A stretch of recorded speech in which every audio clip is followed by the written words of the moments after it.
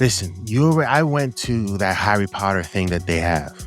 You know, it's a cool, fun experience, especially for your kids and stuff. That's why people go, yo. It's not because I'm an adult and I want to go to Disney World. I don't want to go to Disney World. I don't want to go to Disney World ever. But because I got kids, gotta go. What's going on, everybody, and welcome back to another episode of the Nerd Gen Report. I'm your host, Pablo, and joining me, as always, is Mr. Brian Schultz. The Void. Although these voids, Brian, they are starting to be subjects of discussion amongst others.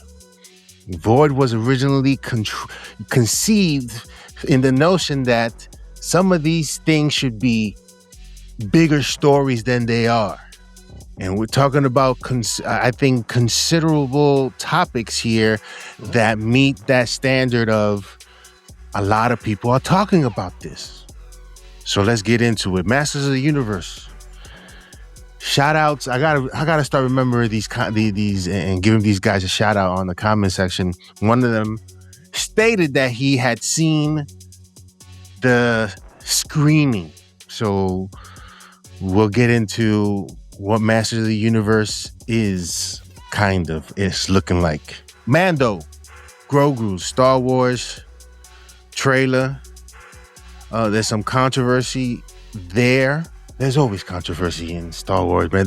We can't speak of Star Wars without being upset. Yo, it's like politics, yo, when it comes to Star Wars, yo. You gotta be ready to fight. Cavill. The character has been revealed. I thought I remembered. I thought of what's Sterling K. Brown's character to be. I guess the butler of the. The butler. Oh, Karan. Karan, yes. No, yes. These guys I thought he was. So we know the three, right? So we know Cavill, we know Brown, and we know Rita Ora. So we know who they're playing. So we could talk about it, but yeah. Yeah. We got some images of Highlander. Brian, I'm sure, is excited. I'm curious to see what this is. Because I remember very little of the original Highlander because I wasn't really into it for some reason. I don't know why. Certainly, the excitement for this is sort of building after seeing the first images. We'll talk about that. Nolan. Not the Nolan. His brother. Who's, It's also a big deal. But yeah. But, you know, when people talk about Nolan, they're not thinking about, I don't know if it's his younger brother, older brother. He has seen the Odyssey. Let's see if he can compete with the guys over there. Over there at Avengers Doomsday in terms of how epic this is. HBO Harry Potter updates and it sounds questionable. Because Harry Potter is a big deal. Yeah. And HBO is still HBO, Brian. But people, get upset when things aren't done in a way that they thought they were going to see it in, Well, witness George R.R. Martin's recent quotes about House of the Dragon as evidence of when you're adapting a famous author's works, what can go wrong. And I want to ask you, hopefully you remind me, I wanted to ask you something about the latest Game of Thrones situation, the series. I don't know if you've been watching it, but I've been hearing good things about it. The AI Cruise pit fight. It's been going around. I've seen it. I have my take on it, but we'll get into that conversation because what's the name of the individual who said it's over for us, sort of? It's a screenwriter. I think his name is Reese. I have the story pulled up on Hollywood Reporter here. So we'll talk about his quotes and why his take is what it is. Because I think he's making a leap from the video to something else. Yeah. That's an interesting discussion because I want to talk about that as well. And what we're watching. I had it booked to go watch Crime 101, but an executive decision was made to let's postpone it till tomorrow because tonight is too crazy. And I was like, I absolutely agree. So I'm going to be watching it later, Crime 101. So let's get into it. Masters of the Universe goes for the silly, the goofy. How do you feel about this and what has been said, Brian? Well, this is official in the sense that there's a feature on the movie in Empire. So they've got quotes from Travis Knight, they got quotes from Galitzine, and they're talking about the tone, the approach, and they're pretty open. So here we go. So it's on Empire Online. You can read the whole story. So they asked Travis Knight first about his connection to the original cartoon and the toys. And he says, quote, "There's an inherent silliness to it, which we are acknowledging and embracing. I think it's a virtue, actually, and it's woven into the script to help some of these things make sense to a modern audience. Like, why would that character have that stupid name? Well, over the course of the movie, we show you why." End quote. Your reaction to that? It's almost sounding like he's speaking to people who don't know about this IP. Again, we got Ram Man, we got Fisto. There's a reason for why their names, because outside of the silliness of their names, is just who we were introduced. There was no reason. So I don't know if he's trying to go so far as to give us too much, not exposition, but too much information. I don't know. Well, I think of it as this is a Goldilocks problem or challenge for this movie. Because when they first announced this, I mean, your whole thesis was the original cartoon is terrible. Like, if you just sit down on merit and try to evaluate it, it's terrible, right? And it is goofy and it is silly and it looks really dated. So I think to deny that, and we talked about this, to try to make like an incredibly gritty, dirty, dead serious version of this is kind of a lost cause. It sort of misses the point. Yeah. And that's why I think the comparisons to Ragnarok are kind of healthy in a way, because Ragnarok, I think, for a lot of people did find the right balance of silly in Thor with sort of, still dramatic. And then, of course, I think we carry that analogy forward. Love and Thunder pushes it too far. And I feel like that's the case with this movie, right? It's a question of volume. It's like, where are you on the spectrum of silly? If you can get it just right, if you can get it Goldilocks, it's going to work.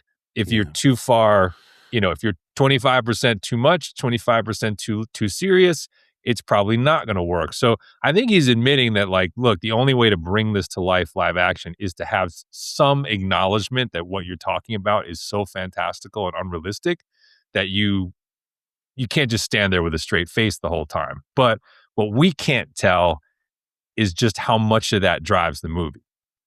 Because it could get old, too, if you do that over and over and over again for 2 hours. Yeah, like the sequel can't be another one of these. It's usually what happens to... I mean, it's tough to iterate a part 2 of a goofiness. There's a reason why they haven't done 40-year version twice. There's a reason those things are classics. And to sort it's hard. Look what happened to Hangover. It's a difficult task to pull off goofy unless it's you aiming for kids, right? But even so, there is an aspect of storytelling and plots and themes that get you interested.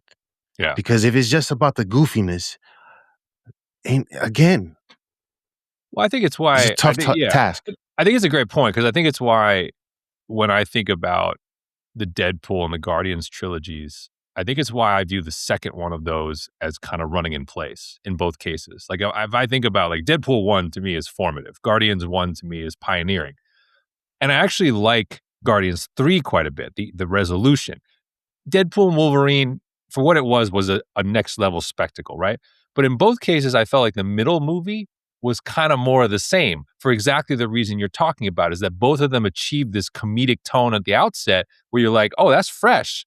Those jokes are hitting. And then they do them again, and you're like, yeah, the movie's well made, but I've been here before. And I think you're right. This is like, if you're trying to build a franchise, this is going to be tricky to keep doing. If you're just trying to make one movie to honor this series, maybe that's okay. But that I think this will be interesting to see. And I think, that one of the things I would imagine is going on in these test screenings is they are testing that volume of silly.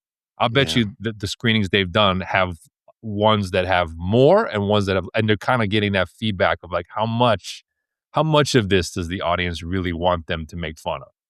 Yeah. I mean, listen, if they're aiming for the way I look at it, the audience is the people who grew up with it and the kids seeing does I have the power. If they, because I put my son on to watch some of the cartoons, all he cares about is the transformation, yo. Yeah, I was the same. Were you different as a kid? I can't. That's all I wanted to get to. That's all I Yeah. wanted to get to every time was the I same didn't thing. care about the screaming dragon, all these dragons No, sounding the no, no, same, no. and the introduction of a character.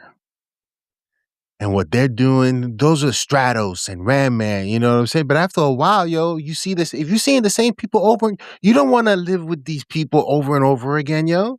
No, like All I as cared is a about the kid. transformation and the new characters and what Skeletor is doing because he Yeah, was but that's the thing. Like hilarious. as a kid, it was like if he was Adam, I wasn't interested. I mean, I as a kid, I was just kind of like, that's not who I came to see. You know, like, and I get it. I was 6, 5. You know, like that's my understanding of the world. But you're right. Like, and I felt similarly about Voltron. It's like I love Voltron, but come on, man. I was just waiting for the lions to. I'll form the head. That's what I was waiting for every episode. Form But blazing I sword. did I like I see that didn't care as much here's about the. here's the thing with Voltron. And I still haven't put my son onto it. I should do a series of him watching Voltron for the first time. Anyway, I did like the characters because it was all these characters, and I did Agreed. like all these others. I did like living in their world.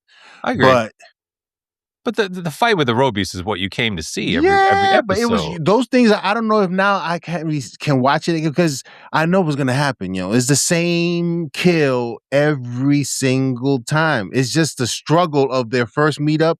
Yep. They get clubber langed, right? They get beat up.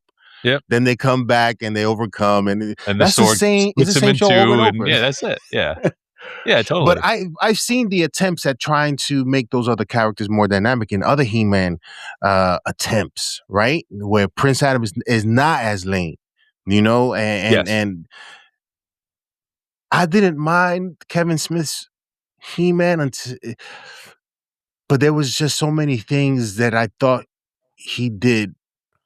I mean, I applaud the attempt at trying to make He-Man like X-Men or something like that. You know what I'm Yeah, saying? But I just, exactly. Yeah. yeah.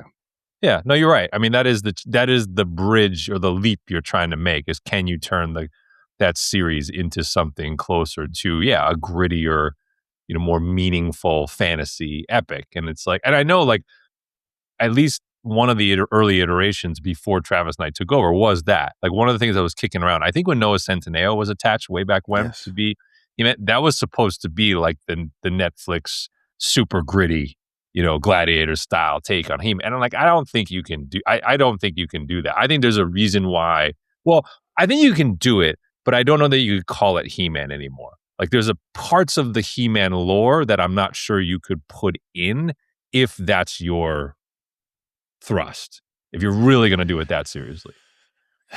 This is turning into Street Fighter, yo, almost. Well, I mean, I think even with the new Street Fighter updated adaptation, I think there's that question, right? I mean, I think the Street Fighter trailer for the updated one is not trying to be serious, right? They're trying to be video game accurate to the costumes. The fight choreography looks kind of ridiculous, right? It's not trying to be Bruce Lee. Yeah. And I think there's a question as to like whether that's going to work when we're supposed to get a Mortal Kombat 2 trailer shortly, but it's like that one is supposedly going for, okay, we got our dry run, maybe we messed up, now we're going to give you the tournament, and this is going to actually matter. So I don't know. I mean, I think it's a question. Now let me give you Travis Knight's other quote. This is the far more controversial one. I think this is the one that we're having a tough time with. I think it's the one that audiences by and large are having a tough time with. He was asked about the challenge of casting He-Man and how He-Man looks.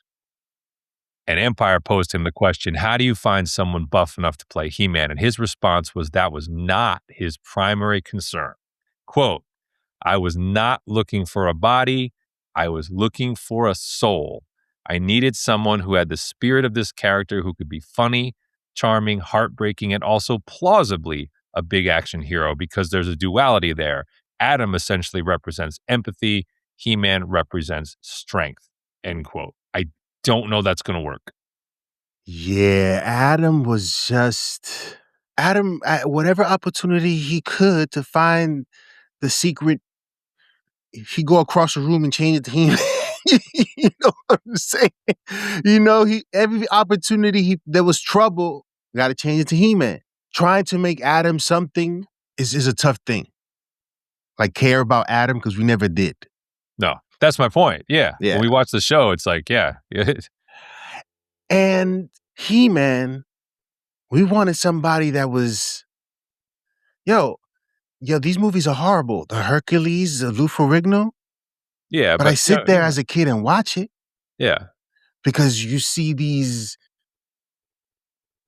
figures that you don't normally see on a day-to-day. Schwarzenegger as Conan is the closest you ever got. And honestly, if you're thinking about He-Man, it's not actually, I know that in the Conan lore, Conan the Barbarian is Conan. That's more of a adaptation of the Robert E. Howard Weird Tales style of storytelling. But for He-Man purposes, Schwarzenegger in Conan the Destroyer is probably the closer one because that's a sillier movie. That's a movie that has like more fantastical creatures and he's just wearing the loincloth pretty much the whole movie. Yeah. If you're looking for like the closest you'll probably ever get to a real human that looks like He-Man, it's that in that movie. But you're not going to find that today, right? There's no guy like that I think could have that kind of charisma. I don't know if that's true, Brian.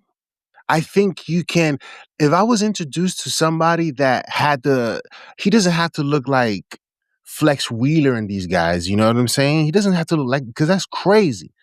But somebody like the dude, all right, picture this. I forget his name, and he's played like Superman and he's make-believe sort of. He's a big dude. I think he trained he's a trainer. He blonde hair. Like if he could even play Hulk Hogan, but that physique, you know, a lean enough physique that I think you're able to find, you got to cast for that. Cast for that. So there was one guy actually at one point, he's too old now. There was one guy at one point that I feel like Hollywood missed, and he could have played He-Man. He could have played an updated Conan, and for whatever reason, it never happened. And that was Triple H. When Triple H was coming to his rise to sort of superstardom in the WWE, go back and look at his physique in like 1999, 2002 era, and then think about like his presence on the mic, just the way he looked. Yeah, that's a guy I felt like, and I think the only movie he ever did was he was in Blade 3 as like one of the henchmen. Yeah, and I was like, I don't like at the time they were taking The Rock, and I was like, I don't know why this guy's just sitting over here. Does he not want to do like a heroic part because he was a mega villain in WWF at the time? But like that was one of the few guys I thought like he looked the part. Like he looked big enough to play He-Man. He looked fierce enough to be like a more serious He-Man. And he obviously could speak. You know, he was pretty articulate. But it is tricky. I mean, like, as I said, you are limited probably to bodybuilders, wrestlers, maybe an odd football player if you're kind of looking for someone who's already got, you know, close to the ball. Cast for that, yo. I know it's tough. It's not as easy as cast for that. You got to sit through a lot of auditions, but that's something that if you find the right one, Brian, you did it. You did it. Me and Freddie would shout out to Freddie, but me and Freddie were talking about Free Guy. Yeah, and what they were able to do there. Yo, I mean, that's the alternative. That's the only choice that I think that I would think they would attempt to do. That's the more, I think, realistic critique of what Travis Knight is saying here is that you push back and you say, he's saying I wasn't looking for a body, and I'm saying, and we're saying, yeah, but this character's body is kind of central to who he is. And actually, maybe Pablo can find a screenshot of the Empire Online cover because it has Galitzine in the loincloth, dead center with the cast, and he can show it to you. And it's just like, when you see it, you're just like, I'm looking at a boy. I'm looking at He-Boy. I'm not really looking at He-Man. And that's just kind of like the impression. And I don't know that that's what you want to leave audiences with. And I think it's going to be hard for this movie to get to a certain level if people can't, you know, get past that. He thinks they can. Travis Knight thinks they can, but I don't know. Yeah. And I give Galitzine credit, man. He put on, like, if you see him before this movie, he put on like 80 pounds to do this, right? He did about as much as he's capable of doing. he just may not have it in him to be what's required. Because he said, I'll give you his quote on it. Quote, this is Galitzine talking. I think anyone seeing that iconic physique would find it extremely daunting. Even the animations put Schwarzenegger to shame. The proportions, the minuscule weight, the boulder shoulders. I had 4 or 5 months to get in shape, and truly it was the most difficult thing I've ever done. I have no doubt it was, but Yeah, most powerful man in the universe. Like, see, yeah, man. he looks like a junior version, right? Like I see that, and I'm projecting what he's going to look like in 20 years. I like everything else but that. It's a tough ask. I get it. Like, but because look at how he's been depicted. You go for this. You go for this. You go for it. If you're going for it, go for it. Yeah. But the article's revealing because it basically is you got to lay it at the feet of night because for all the stuff he loves about this show, apparently he didn't really think that was a necessity. And I think a lot of fans, and us included, would disagree and say that needed to be higher on the priority list. Hopefully he doesn't get dinged too much for it. And I think it's already happening though. Yeah, yo. So again, I am admitting that the $1 billion doesn't seem possible now.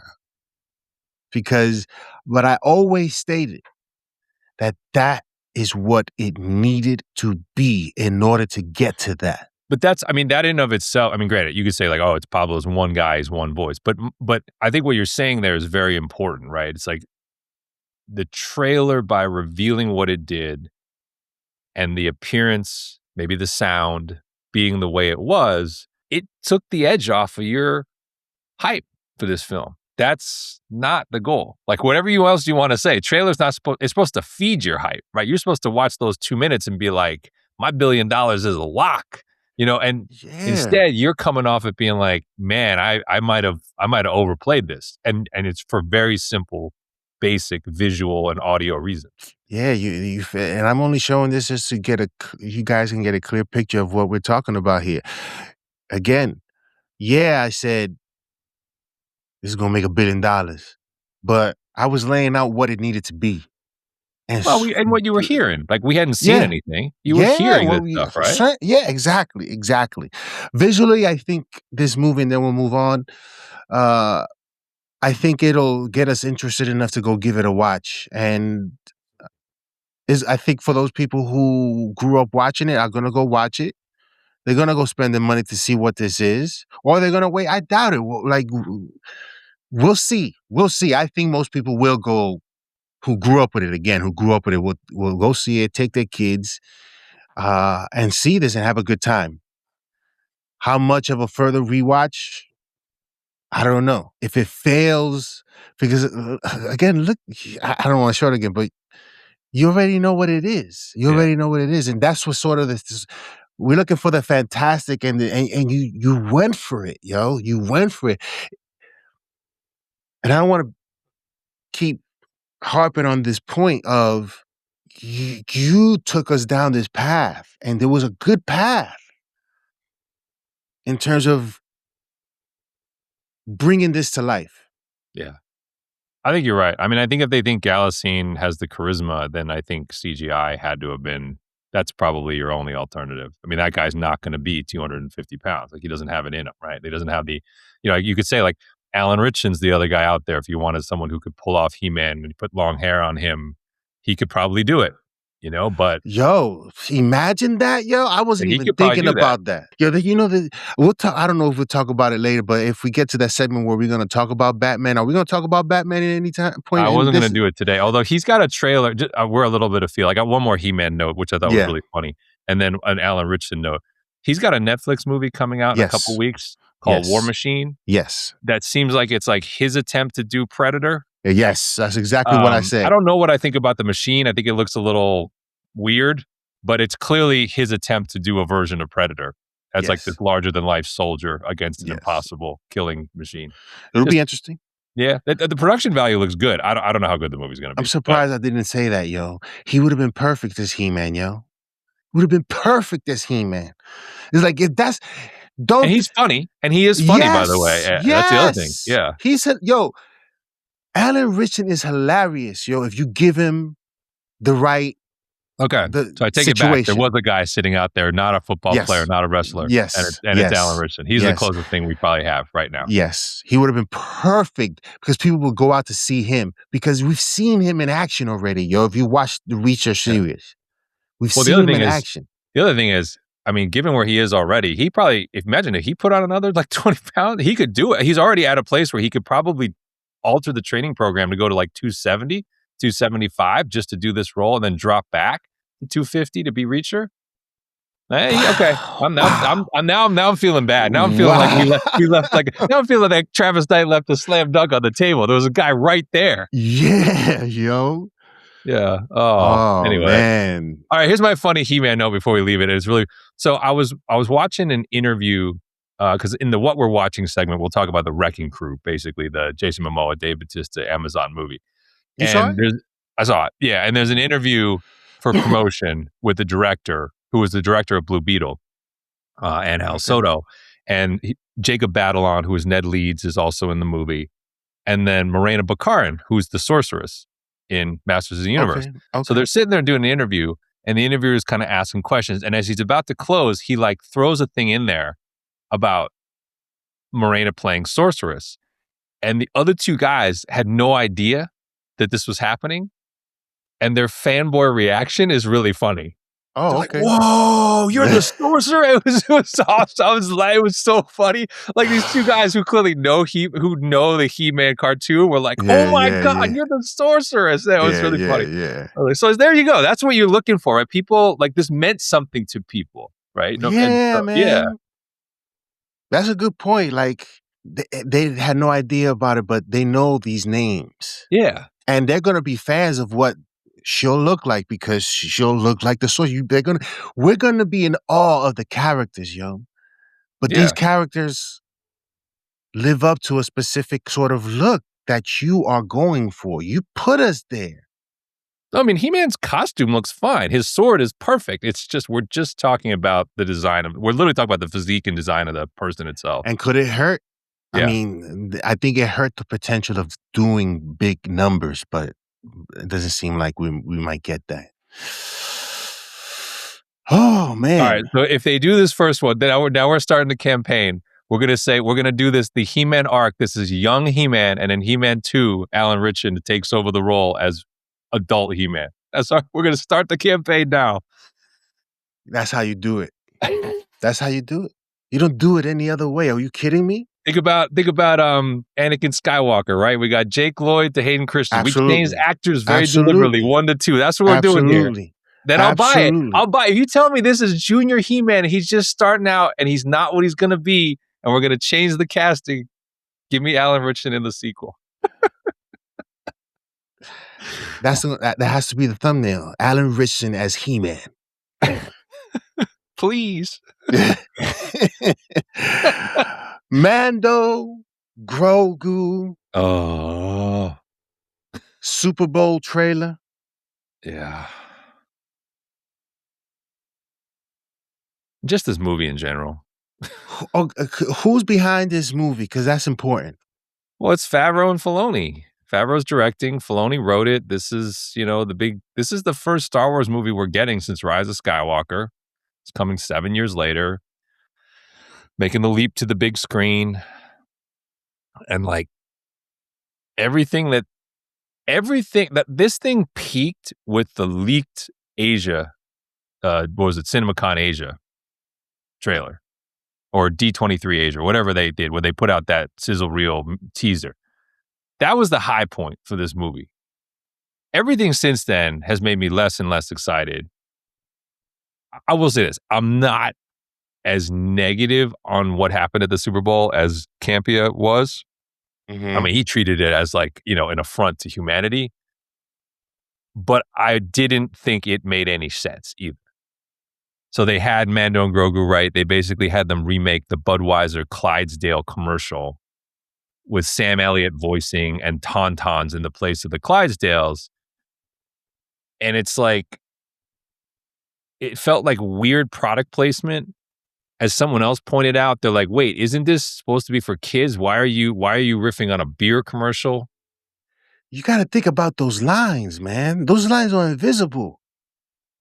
They're invisible, but you have to know when to cross it, and putting it together with beer. And Grogu is supposed to be a baby pretty much, but he's not a baby, right? But kids love him. Right. And you're putting beer in the, I don't know. I also think it's like another form of hide the ball, because the ad tells you nothing about the movie. It's literally just like, hey, remember these two characters you like? They have a movie coming out. And I'm like, the more that this happens, the more I think they have nothing. That's sad, yo. Right? It's That they saddening. realize what they have is trash, and they're trying to cover that up as long as possible to try to make sure the families go Memorial Day weekend, and then they can be sorely disappointed. I don't think there's a lot of steam for this. I don't think there's a lot of buzz. I think it's going to be a major box office disappointment with some of the other overtly kids programming that's out there. Right? You get the Mario movie before. You only got to wait a few more weeks to get Toy Story and Minions. I think this is another one that has real risk of getting squeezed. Yeah. And what I mentioned earlier, who's behind it? Dave Filoni. Jon Favreau is not, his name is not on the top of the list as far as who's in charge anymore. Right? He's just a director and a guy that can help with bringing some stuff to life in terms of movies and whatever, right? He's involved, but Dave Filoni and what's the Lin-Wen Brennan, she's the business end of it. Okay, she's she's again this Peter Safran type role. Exactly. So, if this fails, what does this do to? I mean, would you say, Brian, there's a conversation coming if the failure of this is horrendous? Where's the Vader? His failure is now complete. But is it though? So here's the thing that kind of slipped under the radar. I had sent it to you a couple weeks back that I thought was actually really concerning. So there was a plan when they started doing Book of Boba Fett, and Book of Boba Fett kind of turned into Mando 2.5, and there was all this crossing over going on. There was a lot of talk, and I think plans back then that they were going to do the culmination film, or as a film, right? The culmination of these series was going to be this one gigantic movie. And then that sort of became, hey, we're going to actually, we're going to lead this into a film adaptation of Heir to the Empire, the famous Timothy Zahn trilogy of books that was written kind of after Return of the Jedi. That was out there, which you sort of got pieces of, right? Because Thrawn popped up eventually. Like we saw that. We were starting to see the pieces. And then like this movie gets announced where it's only The Mandalorian that's coming to big screen. And then very quietly, there was a note that basically said, like, I think Filoni himself was like, we're doing Heir to the Empire, but we're only doing it as a Disney Plus miniseries. And you're like, that's not a good sign. Like, this is not a good sign. Like, you thought you were building something cinematic. And quite honestly, those 3 novels, which I have not read in a long time, but I have read them.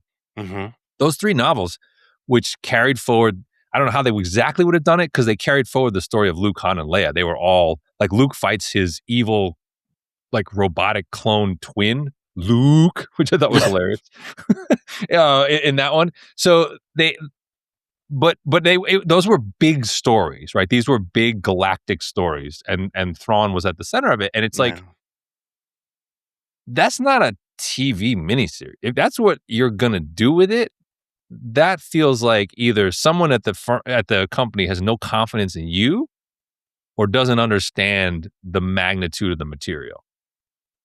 And so it feels like this is already kind of rudderless. And the thing I keep thinking of, maybe you remember this. There's some folks out there, I'm probably getting too old for this stuff. You remember after Return of the Jedi came out, you remember they did those 2 Ewoks movies for TV in the mid-'80s, Caravan of Courage and Battle for Endor? I don't recall. Yeah, so they put those out in like 85, 87. If you look on Disney Plus, they're there. You can see them. They're buried on there, but you can find them. This is what this feels like to me. Mhm. It's like, because back then when those movies came out, it was like you didn't have any of the cast other than the Wicket, the Ewoks, right, from the Return of the Jedi. And it was like they had low budget. So like they had some creatures. It felt Star Warsy, but kind of cheap Star Warsy. It didn't have like a Han or Luke. None of them were around, right? Yeah. But you watch because it had the Star Wars logo and it had the Ewoks. That's what this feels like to me. It feels like a TV movie. It doesn't feel like a go to the theater, spend $100 for your family to go see. It doesn't feel like that to me. I mean, do you disagree? Nothing about it feels right. The only thing cinematic I've seen has been that one thing that they won't release, the single shot fight. Strategy, man, is a very important skill here. Let's say we haven't seen anything of Mando and Grogu, Brian. We haven't seen anything. The Super Bowl, you see that one shot, take my money, and that's it. I'll be disappointed later, but I got your money that 1st weekend. Yeah. Now you've made it into should I go see this movie based on what I've seen? You don't want people to reason with that. Nope. You want people to be convinced immediately, I'm going to go see that. That one shot, you just would have shown that. Super Bowl, that 1st weekend is huge. Yeah, I agree. But no, you want to do this other stuff. Put commercials with beer and it's over, yo.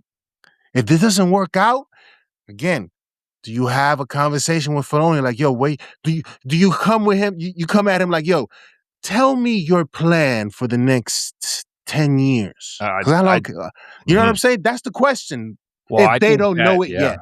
I think that conversation is happening soon in the sense that, it's really interesting to me that like you get the Kathleen Kennedy succession. She clearly knew Iger was leaving early, right? If you think about the timing, like she leaves right before all of a sudden his departure gets accelerated.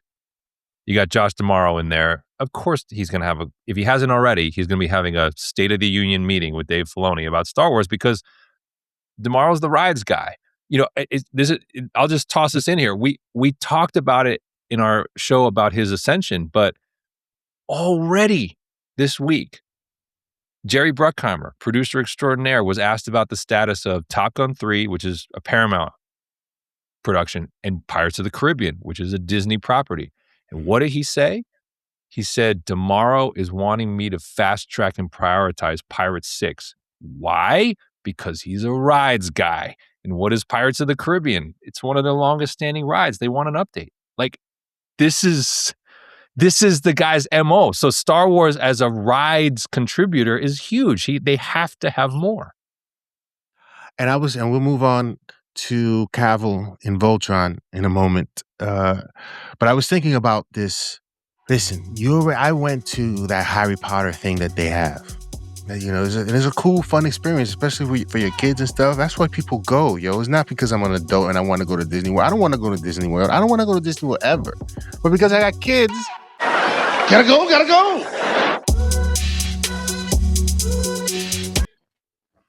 You want to give them an experience, right? I think that was Universal, though, isn't it?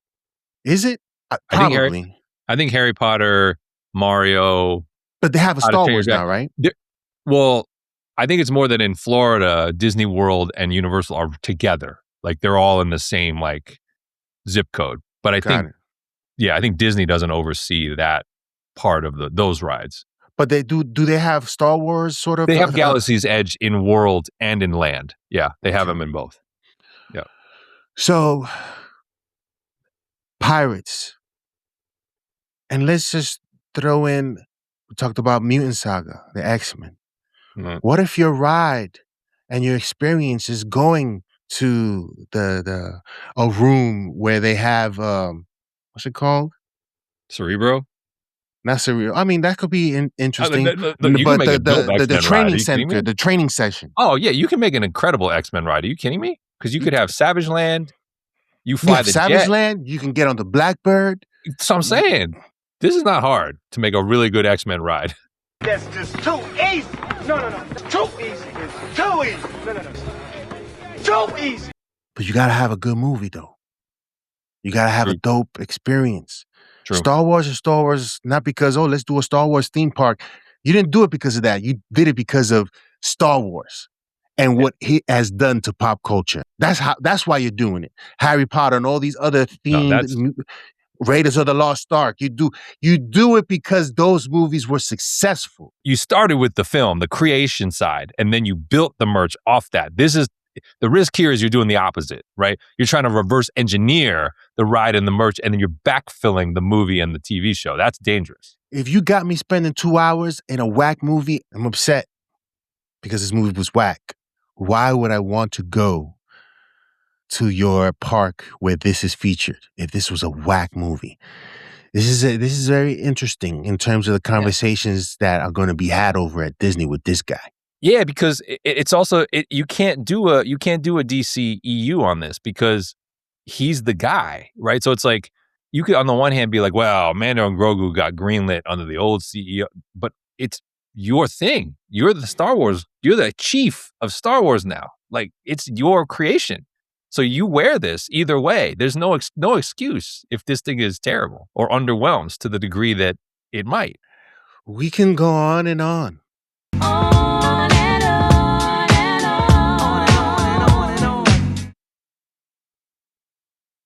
But we got to move on. I mean, yeah.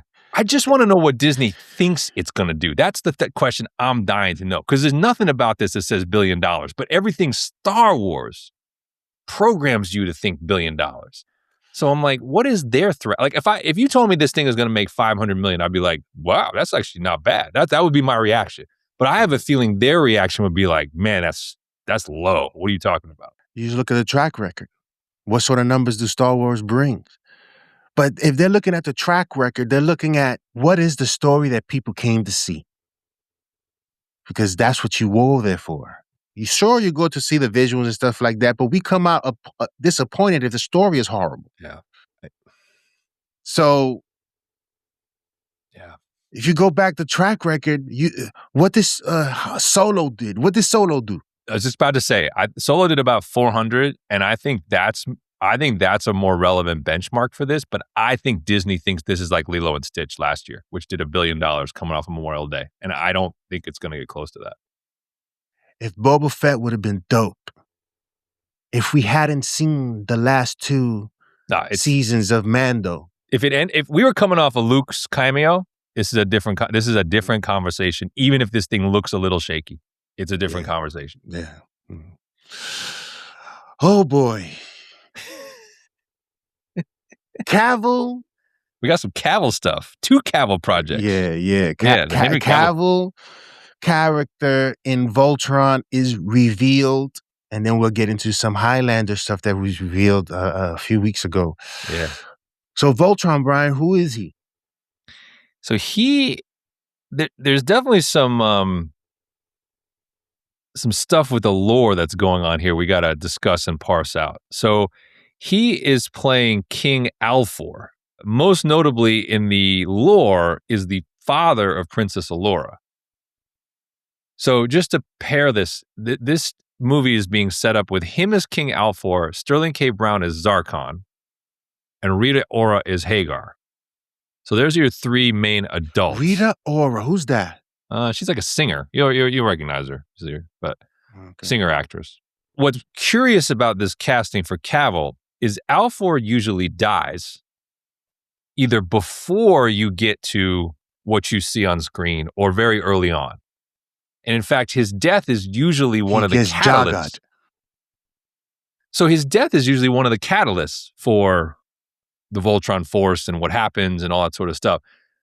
So I'm trying to figure out, but it didn't sound like he had a cameo part. So is he going to be appearing in flashback? Is he going to be appearing in spirit? Is he actually taking the place of the Quran role in this? Like, I don't know. I'm just sort of like wondering, does that mean that Allura is going to be in the new generation of pilots that we're getting? Like, I don't know, a lot of questions here once this came out.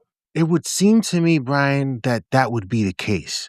And what I meant by he gets Jagged, if you ever watch Thundercats, Jagged's gone in the first 15 minutes and you see him in his astral plane appearance, sort of like Force Ghost, like in Star Wars. Like exactly. Yeah. I can see that being the case for Henry Cavill making an appearance and being Steven Seagal and Jagat again.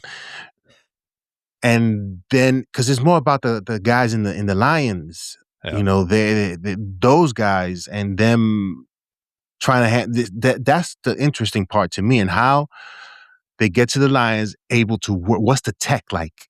How do they make that? You know what I'm saying? The story, the story again. You know, you got your classic villains and conquer the world, and these dudes are ruthless and whatever, but they're blue people and whatever. And you got that gray area, Prince Lotor, which I think would have been the correct. Because here's the thing with Prince Lotor, and this is why perhaps this wasn't a possibility. With Prince Lotor, he sticks around. He's around for a while. Yeah. With this guy, King Alfor, he gets, again, Jagad, he gets Steven Seagal, he gets Iron Eagle. The Iron Eagle 2. I know 2. Yeah, I was gonna say not in 1. Not in 1. I know what you'd say.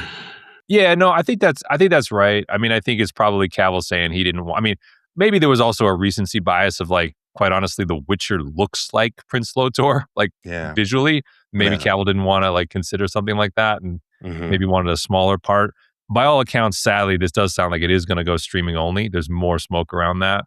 So my hopes for this movie are pretty low at this point. I think Sterling K. Brown voicing Zarkon is fine. That he can do an excellent job of that. We know he's a huge fan now of the show, but I guess I'm just waiting to see some kind of footage, and I'm just kind of crestfallen that, like, this is a property that feels like it should be gigantic and kind of feels like it's becoming more Power Rangers than not, and that's disappointing to me. But anyway. I mean, we've been waiting to hear what Cavill's going to do. So we'll see. I mean, I'm sure he can do this role. I mean, for sure. It's easy for him, I think. But yeah. So this is who he is going to, Sterling K. Brown is going to be voicing King Zarkon. We still don't know who Prince Lotor is, correct? No, we do not. Interesting. We do not. But yeah, let us know in the comment section below what you guys think of that. Highlander. We got some new shots of Henry Cavill as Connor McLeod. Connor McLeod. And I think we also got some glimpses of Dave Bautista, right? Yeah, as the new modern version of the Kurgan, aka the evil-looking Neo. That's basically what he looks like. I think he's wearing literally almost the same black head-to-toe outfit that Keanu Reeves is wearing in Matrix Reloaded. I mean, you just see a couple of set videos and sort of shots of Cavill in sort of what looks to be almost like a bomber jacket. There's actually a shot of him, and a couple shots of him like around the world, which is very true to Highlander, including one where he's got the katana, which looks a little different than the one that Christopher Lambert acquired from Sean Connery's character and carried forward through his series. But yeah, I mean, I'm just excited that this is finally in production. I can't wait to see the fight choreography, because the fight choreography in the originals is not. It's kind of like watching Obi-Wan and Darth Vader fight in New Hope. It's like they're not really that skilled as swords people. The movies are fun and sort of, like I said, they're sort of cult classics, but especially the first one. But the dueling is not, like you put Chad Stahelski on this. Now I'm interested in terms of what you can do in terms of the fight choreography, because the mythology is already there. Like, you don't have to like really redo much of that. So what is your expectation of the fight choreography? Are you sort of expecting to see? Like, what have you seen? I mean, The Witcher is one of them. We like the sword play in there. I think I'm looking for The Witcher meets John Wick. That's kind of what I'm looking for. Okay. Now, I know John Wick has a little bit more over-the-top gunplay that gets kind of silly. So I'm kind of expecting less of that in this case, because you got sort of more one-on-one sword play. But I think what I'm interested in the Highlander lore is that these different immortals who come from different places and different times, they carry very different styles of weapons. They fight very differently.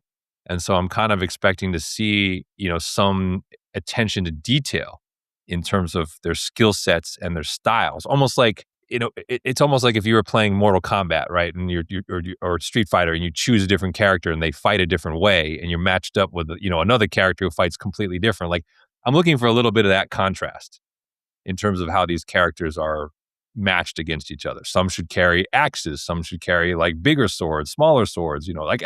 I'm interested to see what Stahelski can come up with, because I think the choreography work that he's been a part of has been some of the best we've seen in Hollywood in the last 15, 20 years. So, and I know Cavill can do it. That's the thing. Having watched his work in The Witcher, I know he can handle a sword really, really well. So that's part of what makes me, and I think Batista's a really good athlete from his days in wrestling. So I'm like, that's what makes me excited that like this is the rare movie where we could get to the climactic duel, and you're like, these guys can actually deliver the kind of fight that feels befitting of a conclusion and a climax, not the best fight was midway through. So, and I expect a lot of martial artists to be in the supporting roles. Like that would be my expectation. Like not necessarily big names, but guys who are trained to do this kind of thing. Okay, so what sort of, in terms of box office, what are you expecting? That's a hard question. So let's put it this way. The budget for this is incredibly high. Supposedly the budget for this is between $150 and $200 million. So that should tell you what Amazon thinks the box office is going to be. They clearly think this has the potential to be an R-rated $500 million plus movie. I think that's a pretty high threshold given the history of this.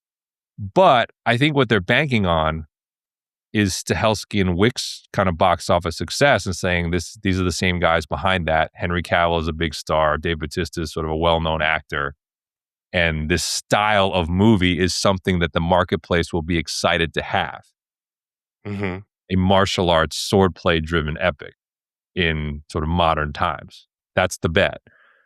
I mean, they've already got my money. I don't know that it's $500 million worth. That feels aggressive to me. If you said like 300 to 350 with good buzz coming off it and you're excited for the sequel, that feels a little more where I'm kind of living right now. I mean, John Wick, as good as it's been, John Wick's not making $1 billion. I mean, John Wick 4 is the highest grossing movie, and I think that was like 400 something. Yeah, John Wick 4, 447. So they'd be happy around those numbers. To me, that's a fourth one, right, of a well-reviewed series. Like, I think for a first one, I mean, John Wick 1 was barely like making $100 million, I think. I mean, this should do more than that. And but that's classic. Yeah, sorry, I take it back. John Wick 1, $88 million. John Wick 2, 170. John Wick 3, 325. John Wick 4, 447. So you see that franchise, they're counting on that momentum for Stahelski becoming, hey, our starting point for this is much higher. You got big names. The budget's too high, to be quite honest. You shouldn't need Where's the budget at? 150 to 200 is the rumor. You shouldn't need that much for this movie. But that means they're going for it in terms of look and scale. They're hoping on the Henry Cavill name. And like I said, the Wick draft. That's what they're counting on. Yeah. So, I mean, I'm excited, but I don't know that 500 feels like a big, big number to me. Jonathan Nolan has seen the Odyssey. What has he said? First off, I gotta, you hear this stuff about Chris Nolan, and it's such a small thing, but like, we know how long this shoot was and how many countries they were in and all the stuff that they built for this. Just pointing out that, like, granted, it's maybe not a finished cut that Jonathan Nolan saw, but like Nolan has this movie done effectively like 6 months before it comes out. I don't know how he works like that. Like, he makes a movie every 3 years. It's innovative, it's epic, it's real, and he's done early. Like, I don't think of any other director who operates like that. And like, it's incredible. Like, that's part of why studios love him, because he comes in under budget and on time. It tells you about his process and as well as the time he needs in order to get something done. Mm-hmm. And he has done it at a level that these organizations that hire him understand that is a business, and for business purposes, he's good business. Yep. And so, yes. But he has a vision. He has a story to tell. And usually the attention span needed in order to digest a movie like Nolan, a movie Nolan, there has to be there And I think that's what studios like about him as well, in terms of him bringing the story to life. And whatever story he comes up with, it's cerebral and visually he captures all these moments, and he does. Why wouldn't you want to do a movie with Nolan, right? No, And I and agree. the reason that he has the power that he has to be like, yo, I'm out. That's what he did. I just would love to know, like, that would be one of my questions for him if we ever had the honor of doing a conversation. It's just how he can switch genres like that, like clockwork.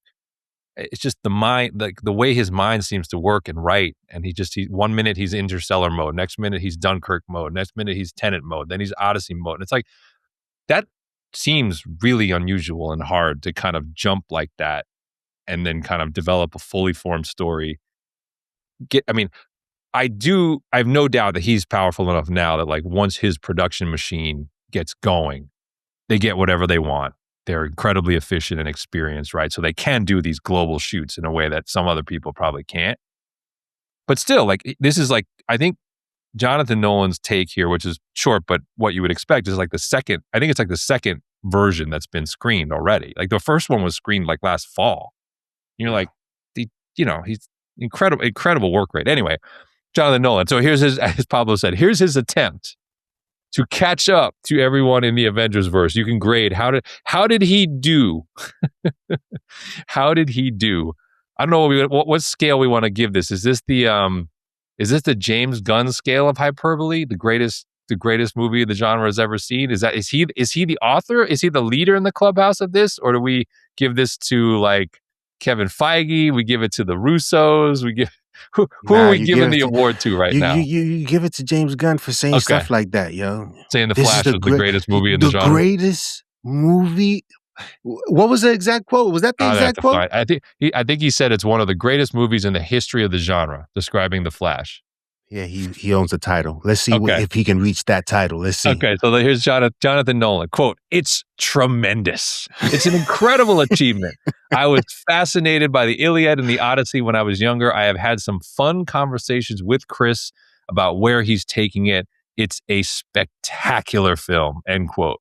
Not bad. Tremendous, incredible, spectacular. Got 3 in there in one paragraph.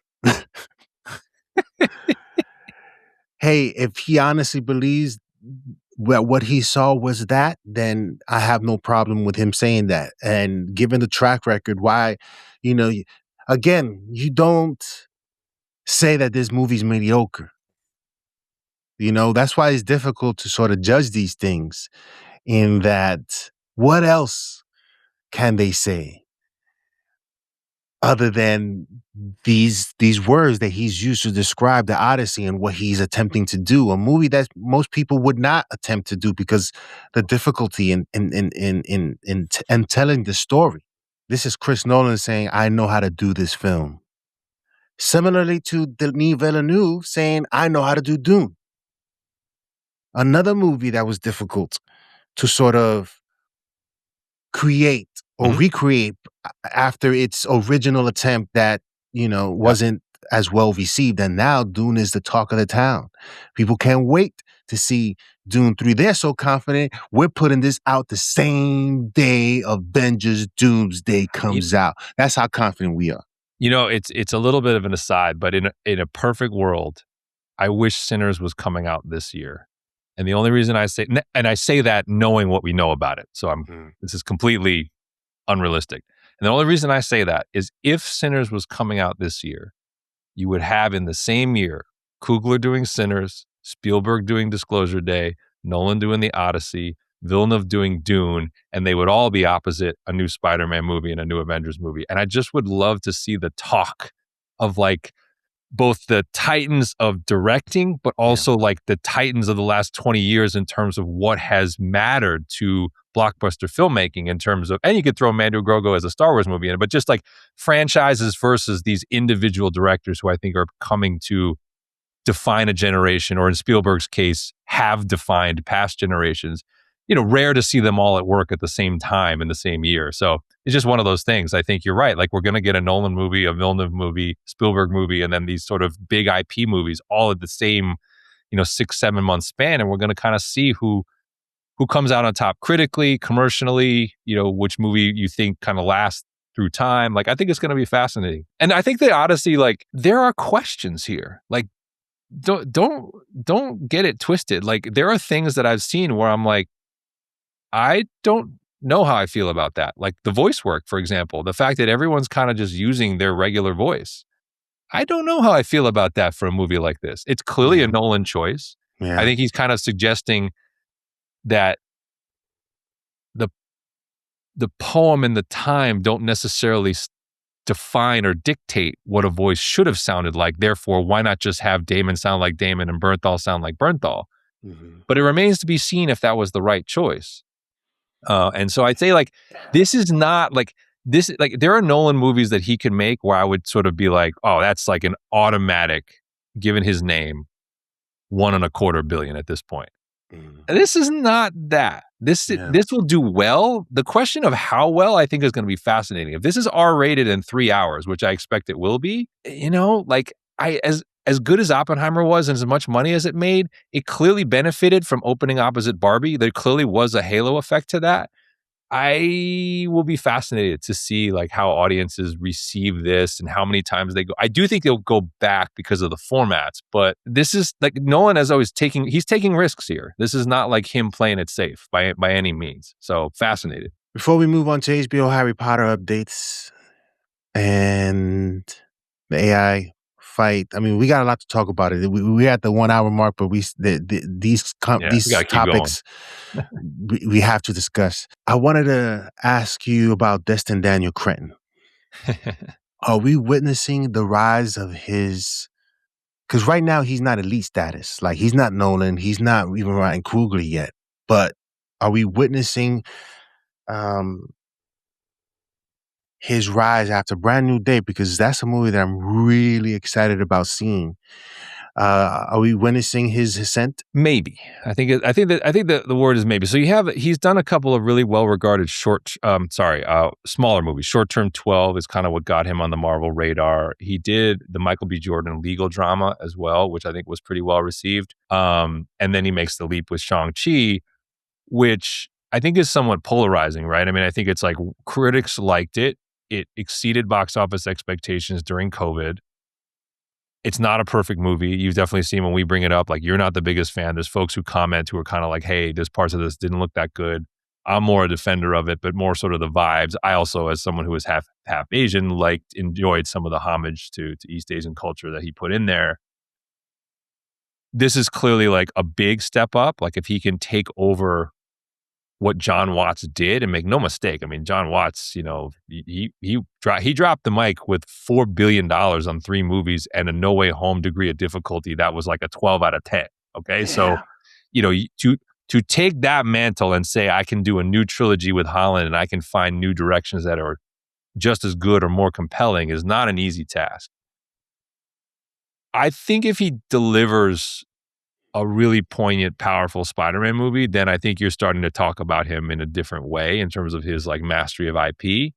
I don't think you can put him on the level of that first class of guys you're talking about, because he's not moving across different styles, really, right? So if you think about, like, what makes Coogler great, it's he can make Fruitvale Station, Creed, and Sinners, and they can all be amazing. And then he can do Black Panther, and he can make a franchise something it never was before. Yeah. That's a next level talent. Nolan, we don't have to talk about. Spielberg, obviously, is maybe the all-time great, if not, certainly in the conversation. And Villeneuve, I think, has shown, when it comes to drama and sci-fi, he is as detail-oriented and innovative as you see, because you get like Sicario on the one side, and then you get like Arrival and Dune on the other, and even Prisoners back in the day. Like, he's an incredible filmmaker. I would also say the guy I think is actually closer to this crew is actually Kaczynski, because now with Top Gun Maverick and F1 being nominated for Best Picture, and where he lives in the visual spectrum, that's a guy I think is probably more knocking at the door of appointment viewing. And if his Miami Vice adaptation crushes it, now I think we're talking about maybe he's in that sort of elite class of blockbuster filmmaker. But look, I mean, if Cretton crushes it on this and he gets an Avengers assignment or something like that in the future, like an X-Men assignment in the future, and he crushes that, you certainly have to say like he's moving into the Russo brothers category of like elite shepherd of Marvel, if nothing else. And that's a pretty cool sort of role to live in. And then it's a question of what else he wants to do outside of that. And let's not forget, Wonder Man is a plus. He has to get a major score for against the odds, making a hit out of something that was dumped on the service. So he absolutely is in the Marvel world. You have to say he is definitely like the guy you're probably circling as you're most interested in what he's doing next. Interesting. Let us know in the comment section below what you guys think of Destin, Daniel Cretton, and Kaczynski being elite or on the verge of becoming those elite creators in the film industry. HBO, Harry Potter, updates. Sounds questionable. I've never been a huge Harry Potter fan. My wife and many millions do enjoy the Harry Potter IP. But what has been said, Brian, and what sounds questionable? So this is coming next year. 10 seasons planned for the 7 novels. 10 seasons. Wow. What's interesting is there's definitely been a pivot in this production. That's called job security, by the way. Go ahead. Although, I don't know, man. They cast Lithgow as Dumbledore. I think there's at least some risk there's going to have a Richard Harris experience all over again. Are we sure he's going to make it 10 seasons? Like, he's already like 80. When this was announced, the big fanfare was David Zaslav standing by J.K. Rowling, controversial figure these days, Google it, and kind of saying, no, we are a Rowling house. HBO's, doing this, the way it works, everything Harry Potter has to get approved by her, literally. She has the George Lucas creative control over the control he had before he sold to Disney, the creative control over everything related to Harry Potter. So she agreed to this, and they made a big deal about her being involved as like a producer. And then it clearly seems like that's reversed, because Lithgow, when he was cast, immediately was assailed with like, why did you take this part, given what's her views and all this sort of stuff. And he kind of had to like downplay it. And then more recently said, well, she's not really involved in the production anymore. And I was like, oh, that's interesting. And so then the actor who's playing Draco Malfoy, the antagonist, the young antagonist, Lox Pratt, gave an interview recently talking about the show. And he said this, and like, you don't have to be a big Harry Potter, aficionado to get the point of what I'm asking here. Quote, I think with this adaptation, you get to see so much more than the books. The books are very much over Harry's shoulder, which is great. And that's how they played the film. But there's just so much more you get to see. You get to see the teachers in their little rooms. You get to see Draco at home. I won't spoil too much about that, but there are brilliant scenes at home where you start to get an insight into how he is. Because in the films, Draco is sort of 2D, a sneery villain. And I feel like there's so much more that you need to understand why. And you see glints of it in the film with Lucius. I think it's really brilliant, but I can't wait to bring this to screen. End quote. You know why I'm saying this is a question. I mean, the point of doing this show, to me, is that the films at 2 hours and 2 hours and a half apiece were editing down the books as it was, meaning they left a lot of material that Rowling wrote that never made it. Most notably, Prisoner of Azkaban, which is a fantastic movie by Alfonso Cuarón, does not have the single best Quidditch moment in the series to me, which is the House Cup final at the end of that book between Gryffindor and Slytherin. They totally leave it out. To me, this show, one of the primary missions would be to fill in those gaps and give you a more complete adaptation of the stories.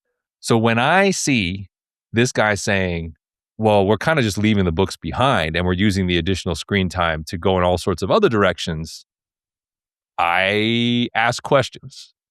Like, is that good? Is that bad? How is your fandom going to take that?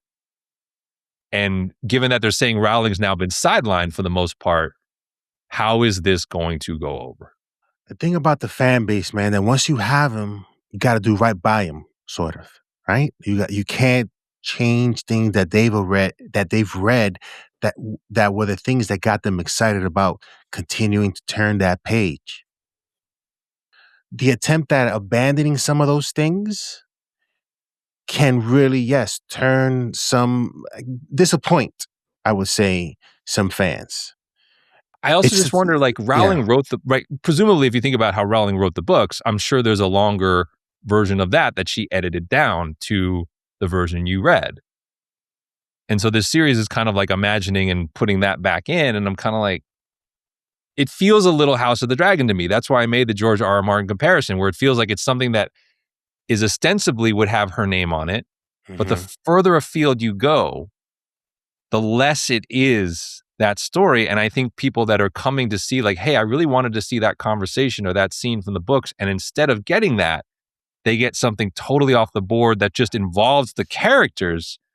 I don't know, man. I feel like the track record of doing that is pretty spotty. Is risky. It's risky. Especially if what has been done has worked, but now we want to see a visually representative point of view, perspective. Yep. But it seems to be based on the conversation, and this I'm not trying to go off on a tangent. I'm just trying to make the comparison because with Game of Thrones now, it seems that whatever it is doing is getting people to watch. It's not necessarily from George R. R. Martin's written excerpts of a book that he's written that they're trying to sort of translate. This is something that they're doing with that, and it's working, or it seems to be working, Brian, because I haven't seen it, but all I've heard is good things about it.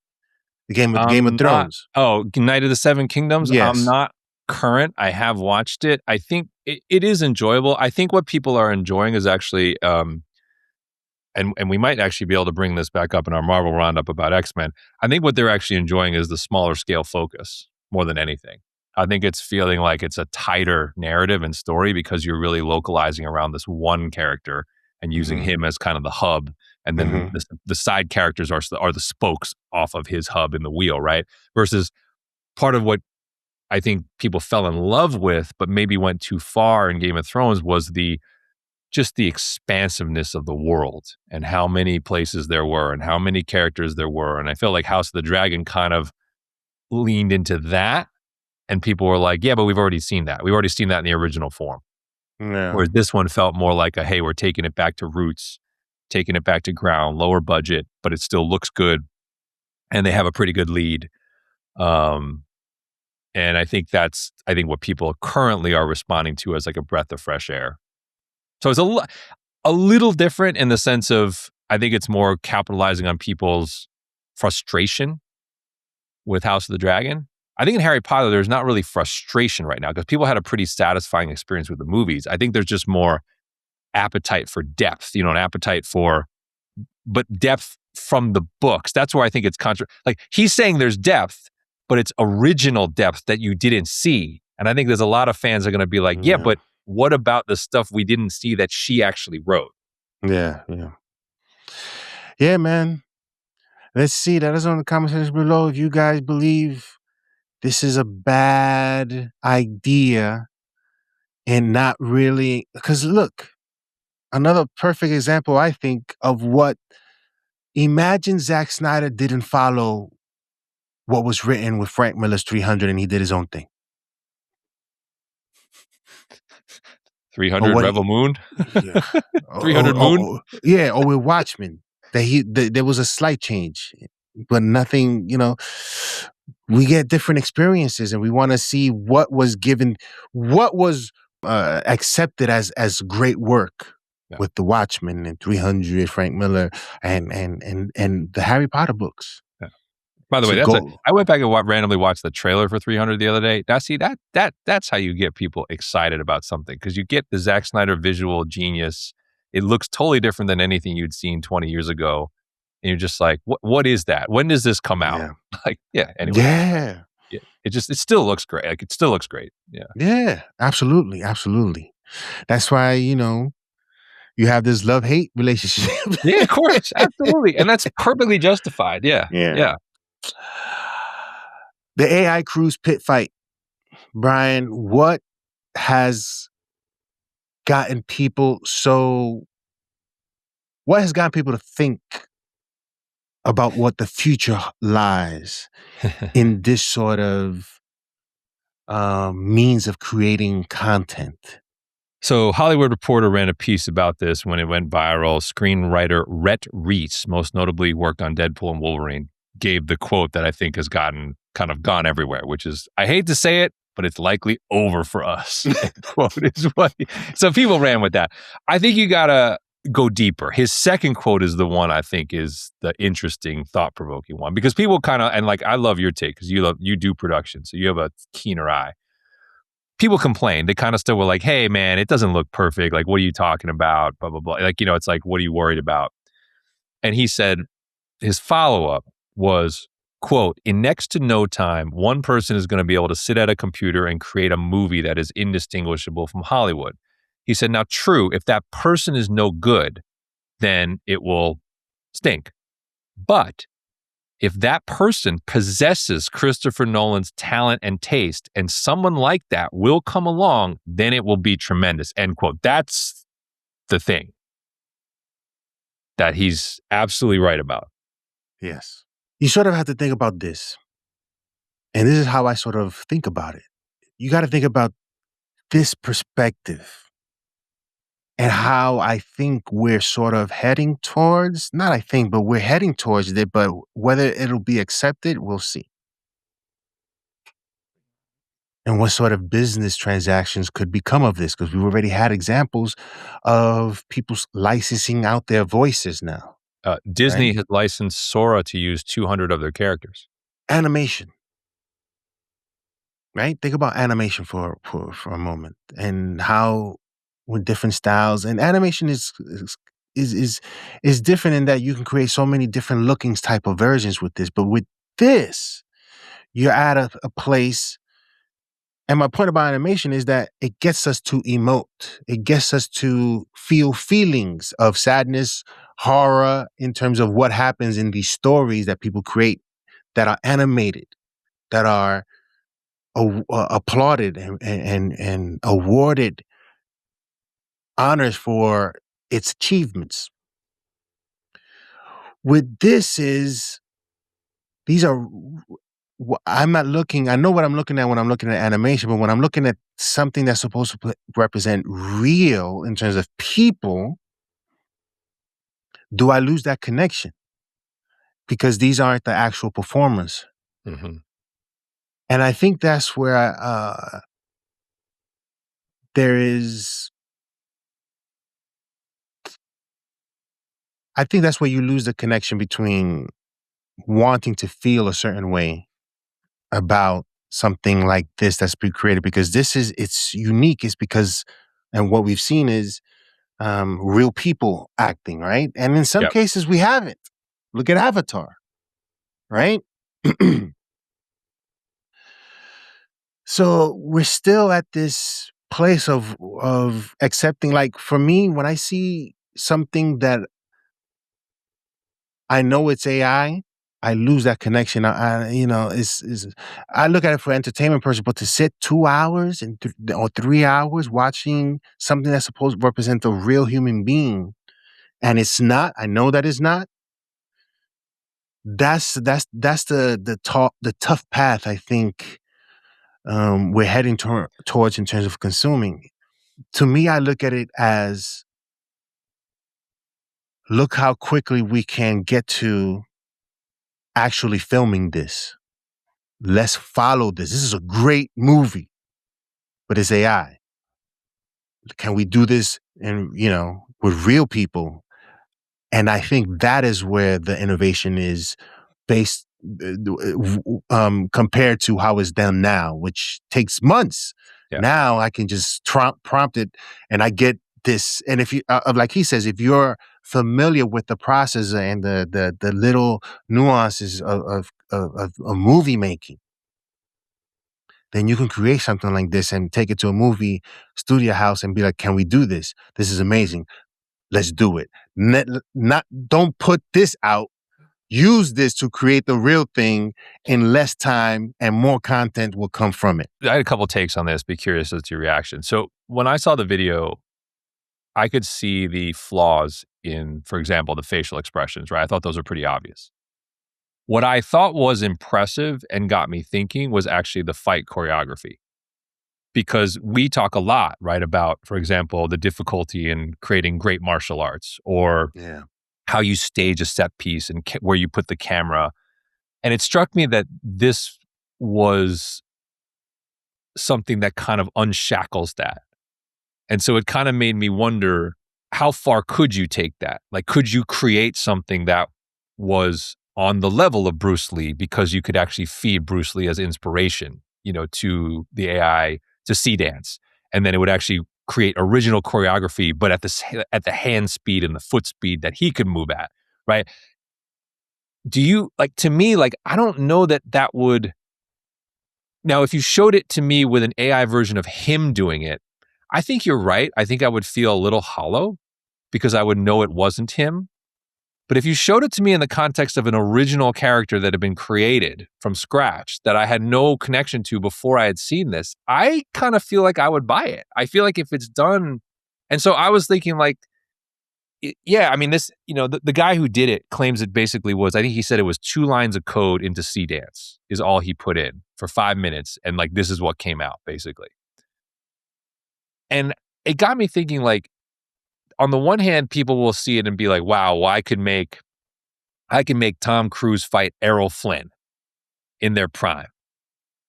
And I'm like, but isn't the risk more and I think what the screenwriter is saying is that the next Christopher Nolan writes something completely original, manufactures visually completely original characters that are not actors you've ever seen before, and builds a Nolan style story off of that with these tools.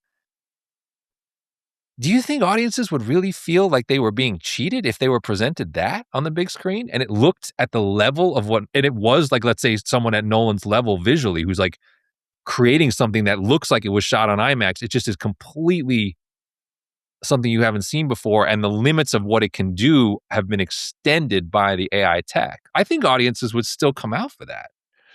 But they have to know it's AI though, right? They have to know. They just can't put.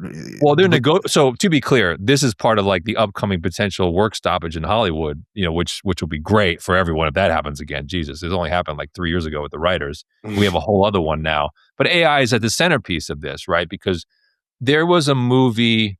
Oh shoot, there's a movie that went into production the other day. It was announced with famous people, and in the tagline, it said they were using generative AI as part of their production, part of what they were staging. And it was the first time that had been sort of promoted and admitted. And people kind of felt, I'll try to look it up and text it to you after the show. But I don't know. It's something that you're right. Right now would have to be disclosed and negotiated.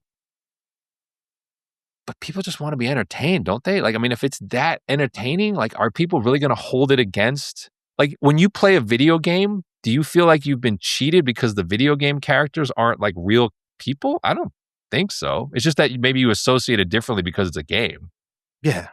You're escaping into a different sort of realm of reality, sort of. You know that you're in a game, but you definitely do react to those beats and those cutscenes of where we're going next. And, I think perhaps in that world, I think it works better, Brian. Okay. Now it doesn't have to look like this. Now it can be this. And then we transform into this game and that we're playing. I don't know. Imagine playing games where it looks real. That's a different situation here. Imagine Grand Theft Auto, you were playing it and it looked like this. That's why I think the application of it, would work much more than I feel like. Movie is different, but again, there's that line of, we do this with animation. It's not real people. No. And people love that. That's what I'm saying. Nobody, you go see Toy Story. I guess, it's Tom Hanks' voice, but nobody sees Tom Hanks on screen. It's fine.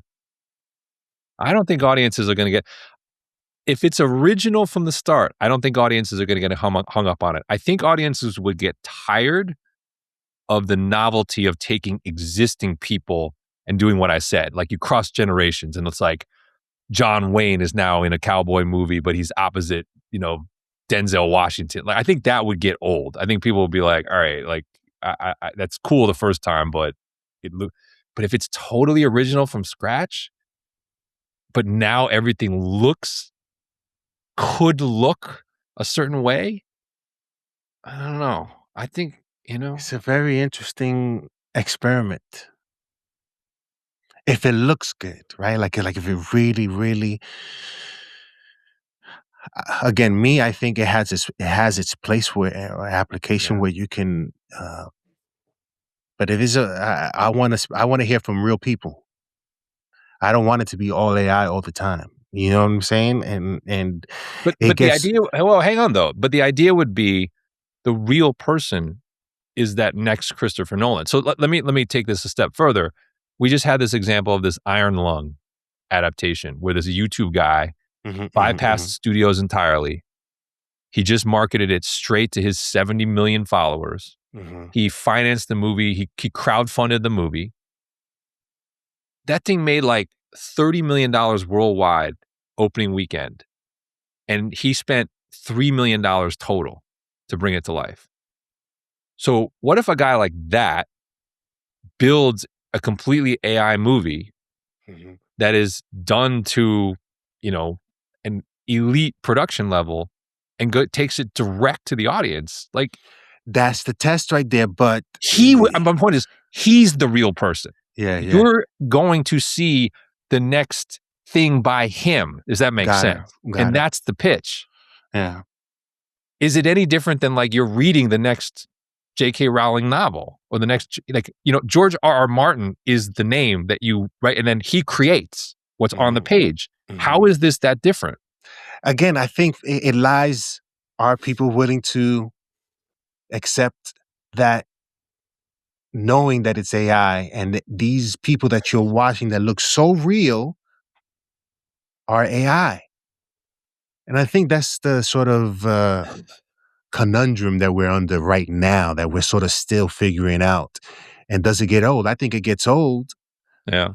But is there an audience for it? It all depends on the creator, right? I mean, my cheeky response is like to people like Marvel, Star Wars, and DC is get your act together, man, because the more slop that you put out, the more room you leave for stuff like this to get a bigger audience, because people are like, man, the real people can't give me what I want to see. I'll give this a shot. Imagine, interesting. We can go on and on. But we got to move on. Yeah, we're not there yet. But yeah. You want a Luke Skywalker, you could probably do it now. Without Sebastian Stan, you could just do Luke Skywalker, and you can have him look at whatever age you want. That's the thing. I mean, yeah. That's interesting. That is interesting. And you can make the lightsaber duel be whatever you want it. That's what I'm saying. It's like, there's parts of this where I see it. And I watched that fight and I'm like, we're not there yet. That's what I mean. I see it. I'm like, I see the flaws. And you're right. If you put that on an IMAX screen, I would be like, it's off. Yeah. Off, right? But there's movements in there, like the tactile of some of their punches where I'm like, no, that part is there. Like that looks like there was contact. The camera's moving like in a way that actually looks like, that's where I was like intrigued, where I was like, Yeah, let us know in the comment section below. Would you be one of those individuals who would watch a movie consistently, though, if the movie looks fantastic, is dope, but is AI?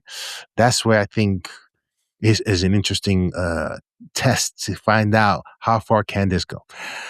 And what we're watching. I was supposed to watch Crime 101 and I didn't. I canceled it and made it for the next day, which is today. So I'll be watching it in a couple of hours. But Brian saw it yesterday, and we're gonna get a quick spoiler-free review on Crime 101. What did you think, Brian? I liked it. I'm pleasantly surprised because we had this conversation we kind of playfully set it up as the Rip versus Crime 101 because these were coming out within weeks of each other. And I think we were also interested in the distribution because Netflix is streaming only. Amazon sent Crime 101 to the theater. Amazon will have made the wrong decision commercially because Wuthering Heights is going to wipe this movie off the box office map. But it's a good movie. It is a clear, if you've seen Heat and you love Heat, this is clearly a homage in many ways to Heat. You will recognize little touches, little moments, little stylings. Like, for example, like Barry Keoghan's character has dyed blonde hair, which immediately to me echoes Val Kilmer. And there's city shots of LA where I'm like, this is very Heat-esque. And the director, Bart Layton, who's an up-and-comer, kind of said that's what he was going for. So it's good. I think you're going to enjoy it.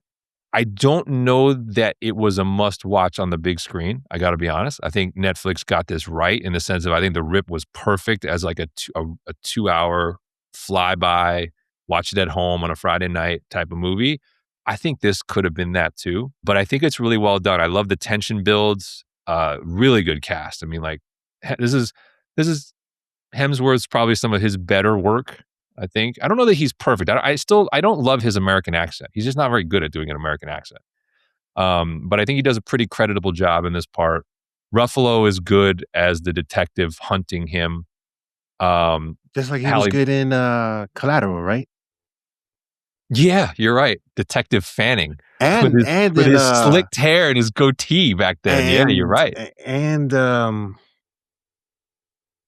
he was in Zodiac. That one, Zodiac. Yeah. Zodiac. Yeah. That's a really good movie. So Ruffalo's good in this one as sort of a down on life detective hunting Hemsworth, who's sort of the lead thief in this.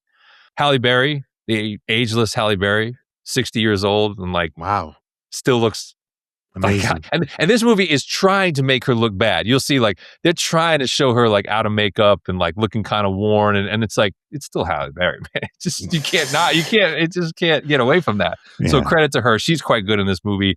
Lots of other good supporting characters, like a small cameo by Nick Nolte at age 85. Oh wow. Barry Keoghan, as I said, is sort of a sort of psychotic rival to Hemsworth. Monica Barbaro, who's sort of the love interest. There's a lot of people you'll recognize in this film. And it's definitely pretty sweeping across LA.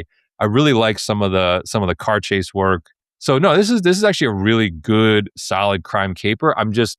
I get why it's not touching wide audiences. And I don't know why Amazon was convinced this had to go to the theater. Because I think it's similarly could have gone up on Prime, I want to talk about The Wrecking Crew, which did go to Prime. And I think it would have been a great click for a lot of people if you just put it on the front page of Prime with the cast they had. You've seen these names and these faces. You've been like, there's a movie with all these people in it. And like you'd have tried it and it would have gotten you. That first scene is a real nice build. You'd have been like, I'm in for these 2 hours. So you tell me what you think. We can do spoilers at some point, maybe as a quick follow-up in another void. But like, I really enjoyed it. I like that it exists. I'm impressed that both of these movies are good. Mm-hmm. I like that both The Rip and Crime 101. I'm like, I will probably check in on both of these for a scene or two, like down the road. Like, that's cool that happened earlier this year. So I give it a thumbs up, but I'm kind of telling you, if you don't see it in the theater and you just want to watch it on Prime, you will be okay. Yeah. But watch it on Prime because it is worth it. Yeah. I'm gonna go check it out momentarily. But what about the Wrecking Crew? I enjoyed The Wrecking Crew. I thought it was a well-made movie by the director of Blue Beetle. Stars Jason Momoa, stars Dave Bautista, Jacob Batalon, Morena Baccarin, Tamira Morrison, who's Boba Fett. So really good cast. Hawaii set, kind of family, sort of mystery, crime, revenge caper. Interesting. Momoa and Bautista are believable as sort of estranged brothers who are very different personality types. It's good casting there. Mm-hmm. I think that's another like really enjoyable, easy watch that, if you like the people, you're going to enjoy the ride. It's kind of predictable. The action is a little over the top, but I think that's the point. The movie gets that. I did have one question and I'm just going to leave you with it. I am convinced that studios have reached a point where they are literally crafting characters for Jason Momoa to be Jason Momoa. And I'm just wondering how long that's going to keep working, because I felt myself getting a little tired of it. In the last couple of times I've seen him. So, for example, you saw Minecraft with your kids, where he's kind of playing a steroidal version of that same persona, and he's kind of doing that here. Like, he's a overweight, beer guzzling, motorcycle riding, kind of don't play by the rules detective, and you're like, these parts are being reverse engineered for him. He's not being asked to do anything different. And this goes for Lobo too in a few months, as we know. And I'm just like, are we going to keep doing this forever? Like, is he willing to actually try and be someone else at some point? And do we need him to do that for him to stay relevant as an A-list actor? He has an opportunity to show range, obviously, in Dune. And when we see him next in Dune 3, he's certainly not going to be asked to be Jason Momoa. But we'll see. You never know, right? But I don't think that'll be the case there. The last time he wasn't, to my mind, like Jason Momoa, was his Game of Thrones character. That's the last time that I would truly say he was a different type of presence. And honestly, he stole his scenes by being something different. Oh, yes. I remember that era. And that's where a lot of people, he was in stuff way before that, but he never got, he never reached that stardom. And it was that got him on the map, the Game of Thrones. Yep. We've seen it before, and some have been able to pull it off much more than others for a longer period of time. Denzel Washington, Arnold Schwarzenegger, Sylvester Stallone. But not everybody. After a while, you get tired. Antonio Banderas, Jean-Claude Van Damme. And again, we've seen Jason Momoa be Jason Momoa in Fast and the Furious. Aquaman. And now Lobo and this film. I think people are giving him his shot with Lobo because people are actually excited to see that. But let's see how far that sort of portrayal goes, and I'm not a huge fan of it. I'm a better fan of him when he is doing something quite different. Like with me, if it would have been me, I would have cast him. Like, yo, you're gonna be what's his dude? Gray, 50 Shades of Grey. Oh, interesting. He would have been perfect for that. That's what I'm waiting for. I want a quality director who recognizes this guy has charisma. He has a look, but you know what? We're going to change that look. Shave, lose weight. Like, do that. Like, do the Christian Bale a little bit of like change who you are and disappear into something else. See what happens. Like, I see what happens. I mean, I think he's capable of it. I just think certainly. Right now. Does he want to? Does he want it? And I think the studios are guilty of trying to take advantage of his celebrity, and they're just bringing him stuff that is all the same over and over again. And we've talked about him before. The Rock, he's in that category too.